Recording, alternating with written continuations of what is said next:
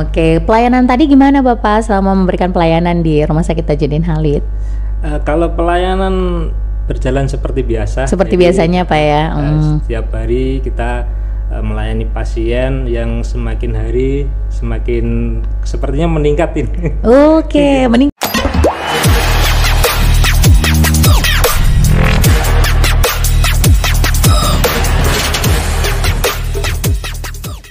Assalamualaikum warahmatullahi wabarakatuh. Selamat pagi Sobat Healthies. Senang sekali rasanya saya Syaputri Indra Dewi kembali lagi menjumpai Sobat Healthies dalam program Talk and Care. Kami bicara karena kami peduli, dan kami peduli maka kami bicara. Sobat Healthies, tahu nggak sih kalau hari ini kita akan membahas mengenai layanan kaki palsu dan alat bantu gerak. Sobat Healthies, ortotik prostetik adalah salah satu pelayanan kesehatan untuk pembuatan dan pemasangan alat bantu pada pasien yang kehilangan anggota gerak tubuh dan dilakukan oleh tenaga ahli profesional. Ortotik prostetik memberikan pelayanan, pengukuran, pemasangan, pengepasan, dan latihan untuk menggunakan ortesa maupun protesa, semacam alat bantu dan anggota gerak tubuh. Sobat Healthies, untuk perbincangan hari ini saya tidak sendiri, saya akan ditemani oleh salah satu tenaga ortotik prostetik, yaitu Bapak Diki Putio Prasetyo. Assalamualaikum warahmatullahi wabarakatuh, selamat pagi Pak. Waalaikumsalam warahmatullahi wabarakatuh. Selamat pagi. Gimana kabarnya Pak hari ini? Alhamdulillah baik. Sehat ya Pak ya? Alhamdulillah sehat. Oke, pelayanan tadi gimana Bapak selama memberikan pelayanan di Rumah Sakit Tajudin Halid?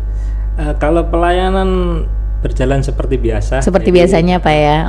Setiap hari kita melayani pasien yang semakin hari semakin sepertinya meningkat ini.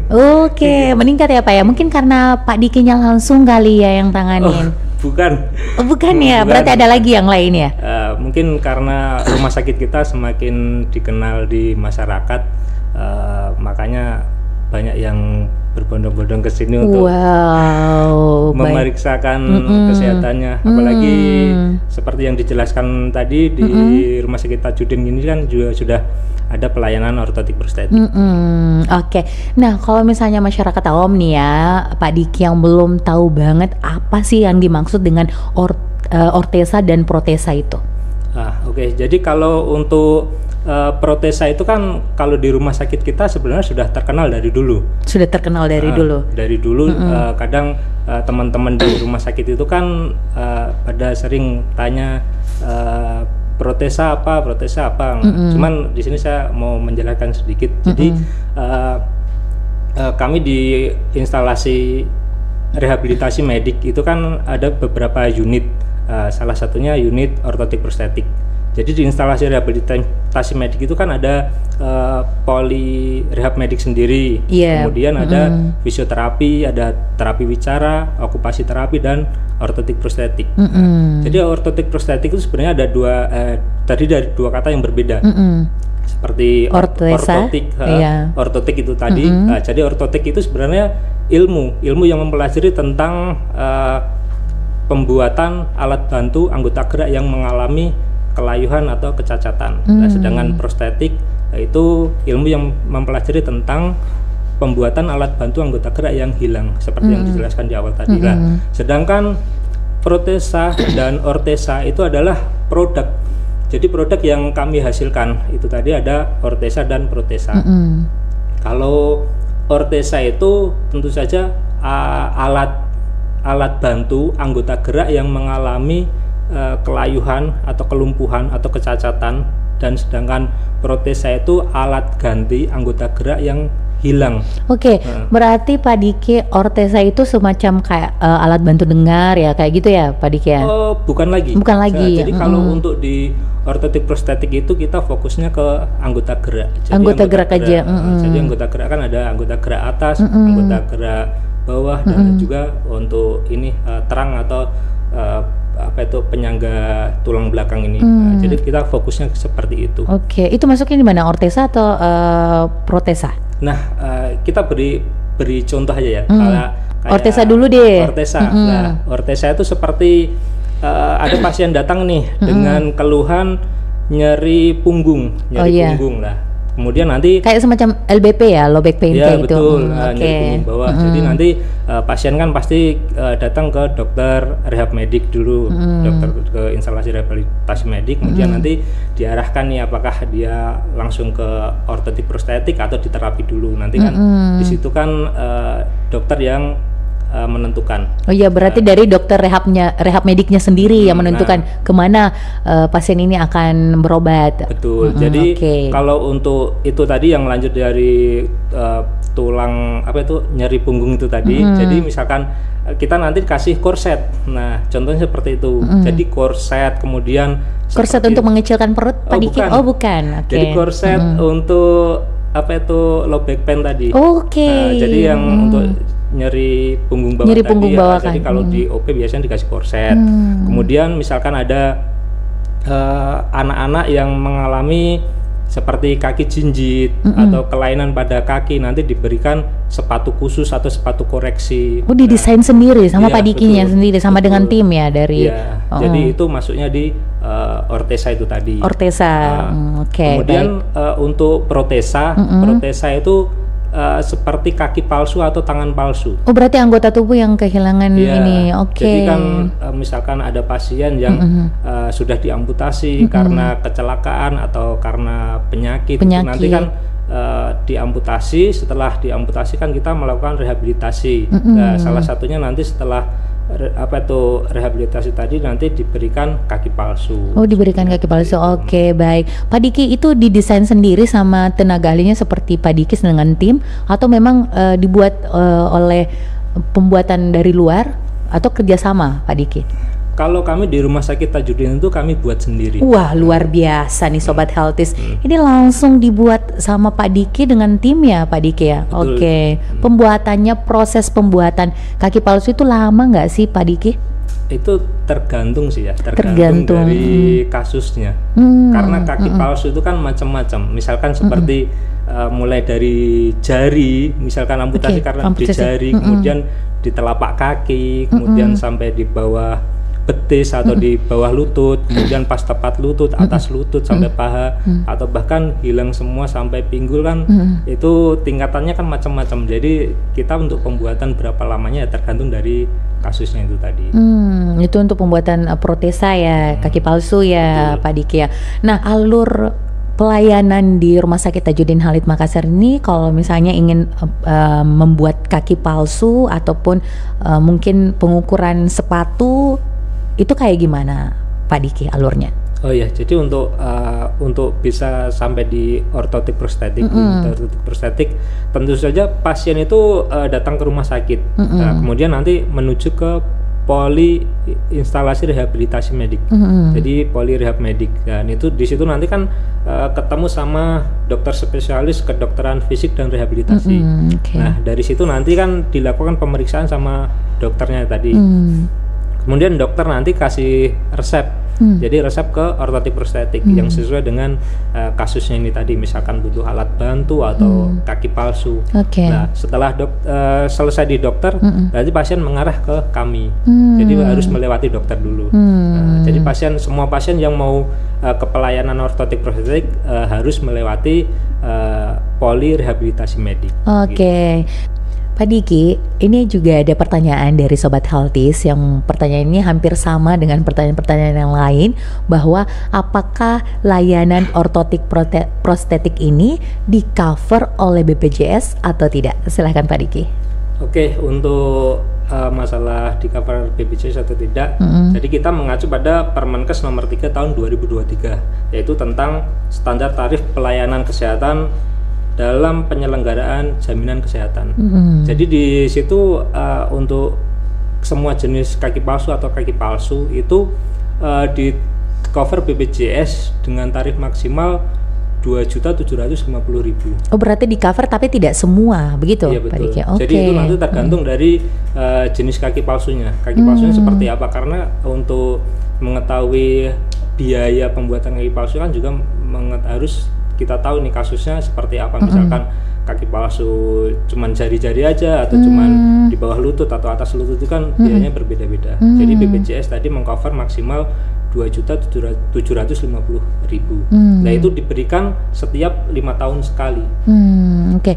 Diberikan 5 tahun sekali. Iya. Oke. Kemudian untuk yang alat bantu lain seperti misalkan korset itu juga di cover BPJS dengan tarif maksimal 385.000. Itu diberikan setiap 2 tahun sekali. 2 tahun sekali. Oke. Itu untuk kasus ortesa ya, Pak Diki ya. Jadi kalau ortesa itu ada korset, kemudian sepatu. nekolar. Oh, nekolar. Yang untuk penyangga leher itu juga di cover BPJS. Kemudian ada juga apa itu tongkat aksila yang biasa dipakai untuk yang biasa setelah operasi patah untuk memopang badan ya, itu tadi Pak Diki. Kalau bantu lain sampai sekarang belum masuk di BPJS. Oke, berarti pembuat sepatu untuk anak-anak yang tadi Pak Diki sebutkan, ini berarti tidak semua di cover oleh BPJS ya, tergantung dari alat yang digunakan ataupun alat yang ingin dipakai oleh pasien, seperti itu ya? Iya, benar. Jadi kita untuk BPJS juga yang di cover ada tarif maksimalnya. Oke, baik Pak Diki kalau gitu. Terus masalah mengenai kaki palsu, tadi kan ada beragam ya tingkat kesulitannya mungkin ya Pak Diki ya. Itu harga yang paling tertinggi itu berapa Pak Diki ya? Kalau tertinggi kita sampai sekarang belum ada batasannya. Belum ada batasannya. Karena semakin canggih kaki palsu, otomatis semakin mahal. Tapi kalau untuk kaki palsu paling umum lah di rumah sakit kita itu yang paling banyak itu kaki palsu bawah lutut. Bawah lutut ya. Lutut itu kalau di rumah sakit kita biayanya 7 juta. Oke, tingkat kualitas, tingkat kekuatan dari kaki palsu itu bertahan sampai berapa lama sih Pak Diki? Kalau untuk kualitas kaki palsu itu kan sebenarnya dia misalkan satu kaki palsu ini, kaki palsu itu kan ada bodinya, kemudian ada. Maksudnya satu bagaimana ini? Maksudnya dari paha sampai mata kaki? Misalkan kita kasih contoh kaki palsu bawah lutut yang yang jadi produk unggulan di rumah sakit kita. Jadi kalau di bawah lutut itu kan ada soket, kemudian ada body, kemudian ada telapak kakinya. Lah kalau untuk soket itu untuk dipakai berapa lama itu tergantung dari pasiennya. Oh, dari pemakaiannya aja ya? Dari pemakaian. Karena untuk orang yang memakai kaki palsu itu semakin lama dia puntungnya atau potongan yang kakinya yang sudah dipotong itu tadi lama kelamaan dia akan mengecil. Jadi nanti kaki palsunya ini bakalan longgar gitu loh. Jadi karena kan kakinya akan mengecil ya. Kemudian kalau untuk kualitas kaki palsu ini sendiri bahkan sampai 10 tahun pun masih bisa. Gitu. Kecuali untuk telapak kaki. Telapak kaki itu kan dia terbuat dari silikon atau karet itu. Jadi dia juga ada masanya untuk diganti. Berarti bahan-bahan premium ya Pak Diki ya? Iya. Luar biasa. Nah Pak Diki, proses pembuatannya itu butuh waktu yang lama nggak sih untuk pasien? Nah, kita misalkan ada pasien mau bikin kaki palsu nih. Otomatis pasien kan dari dokter rehab ini tadi, dokter spesialis kedokteran fisik dan rehabilitasi, dia kan terus pasien mengarah ke ortotik prostetik. Jadi untuk pelayanan yang pertama tetap kita melakukan pemeriksaan lagi. Jadi misalkan kaki palsu, mau bikin kaki palsu kita periksa ini tadi puntungnya atau potongan yang sudah diamputasi tadi. Berarti kembali lagi ya tingkat kesulitannya lagi pengerjaannya. Kita periksa, kemudian setelah itu kan kita melakukan pengukuran. Lah selain pengukuran kita juga cetak langsung untuk kakinya tadi. Jadi biar nanti kaki palsu yang dipakai itu benar-benar pas atau ngepres di kakinya. Jadi untuk satu kaki palsu ini cuma untuk satu orang, tidak bisa dipakai untuk orang lain lagi. Iya, karena kan cetakannya sesuai dengan bentukan kaki ya betul. Tadi ya. Oke, baik. Nah, kemudian setelah pasien ini tadi datang, kita ukur. Kemudian nanti pasien kita beri estimasi waktu untuk datang lagi. Misalkan pembuatan. Berapa lama itu Pak Diki? Misalkan 1 minggu. 1 minggu. Satu minggu nanti setelah diukur pasien datang lagi. Kemudian nanti untuk melakukan fitting atau pengepasan. Nah, jadi nanti kaki palsunya itu kan dites. Untuk mengetahui tinggi rendahnya, kemudian posisinya seperti apa. Nanti kita tetap tes lah.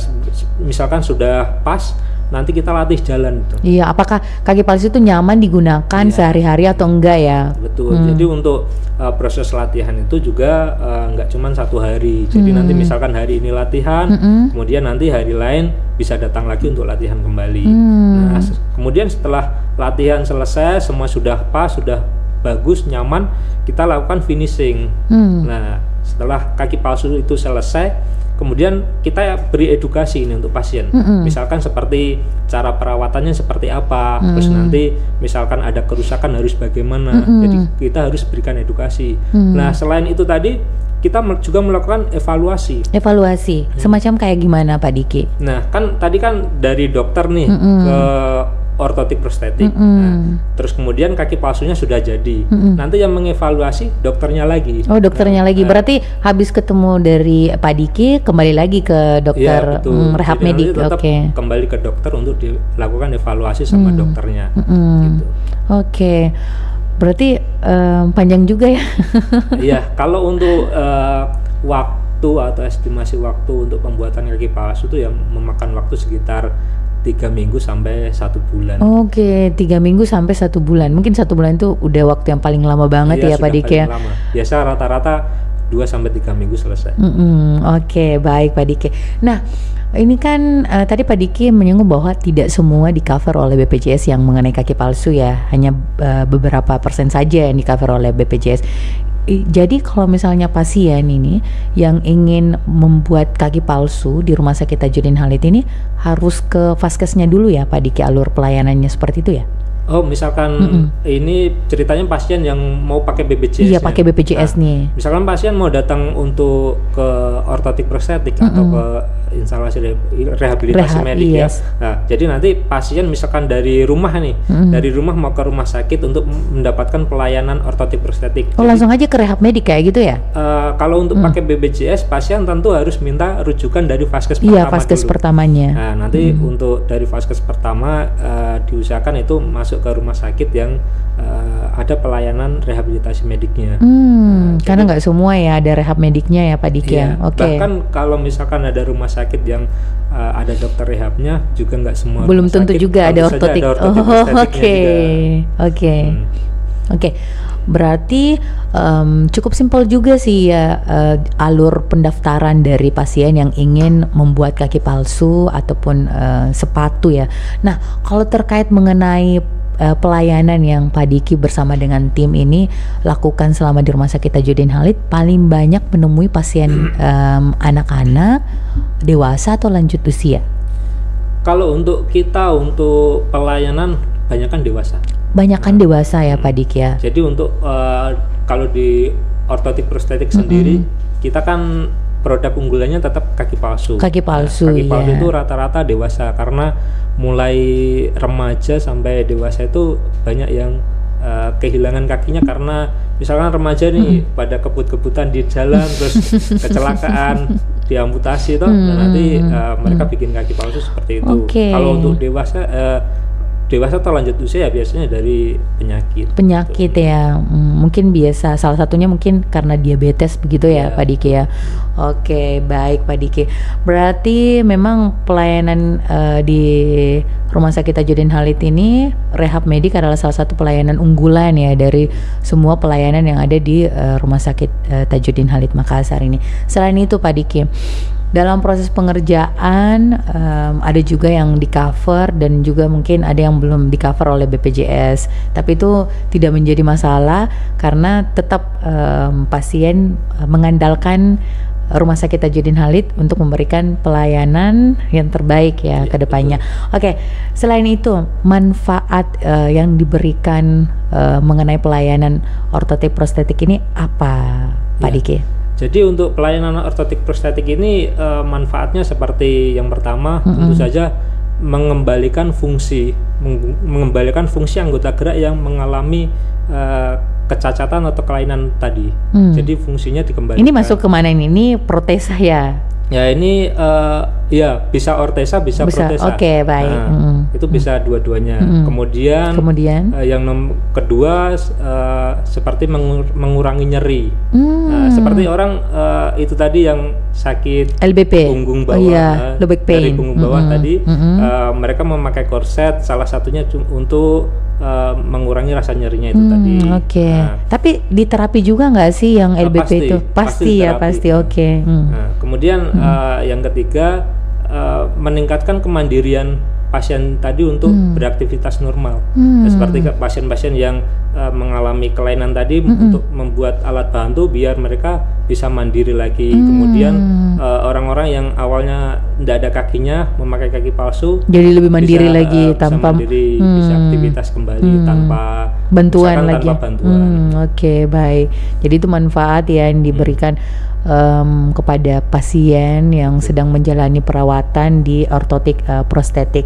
Nah, tidak terasa juga nih Pak Diki, kita sudah berada di penghujung acara. Yang terakhir ini closing statementnya dari Pak Diki mewakili seluruh teman-teman dari layanan kaki palsu dan juga alat bantu dengar. Oke, untuk Sobat Healthies yang ingin mendapatkan pelayanan ortotik prostetik, alangkah baiknya tetap kita lakukan di rumah sakit. Salah satunya di Rumah Sakit Tajudin Khalid Makassar. Kita sudah ada pelayanan ortotik prostetik bersama tim dengan dokter juga. Jadi insya Allah kita akan memberikan yang terbaik untuk pasien-pasien kita. Luar biasa Pak Diki dengan teman-teman dari layanan kaki palsu dan alat bantu gerak ya Pak Diki ya. Oh iya, untuk Sobat Healthies juga bahwa rehabilitasi medik itu adalah salah satu layanan unggulannya kami di Rumah Sakit Tajudin Khalid. Dan juga tadi sudah dijelaskan oleh Pak Diki bahwa di rehabilitasi medik itu tidak hanya ada OT, terapi wicara, terus juga fisioterapi, dan juga kita memiliki layanan kaki palsu dan alat bantu gerak. Oke, dan Sobat Healthies jangan lupa saksikan terus programnya kami. Dan tentunya kami juga menginformasikan kepada Sobat Healthies untuk selalu memberikan dukungan terhadap kami, saran dan juga masukan untuk meningkatkan kualitas pelayanan kami di Rumah Sakit Tajudin Khalid, UPF BBKPM dan UPF BKTM. Sobat Healthies jangan lupa saksikan terus program kami di Tol and Care. Kami bicara karena kami peduli. Kami peduli, maka kami bicara. Sampai jumpa Sobat Healthies. Bye-bye.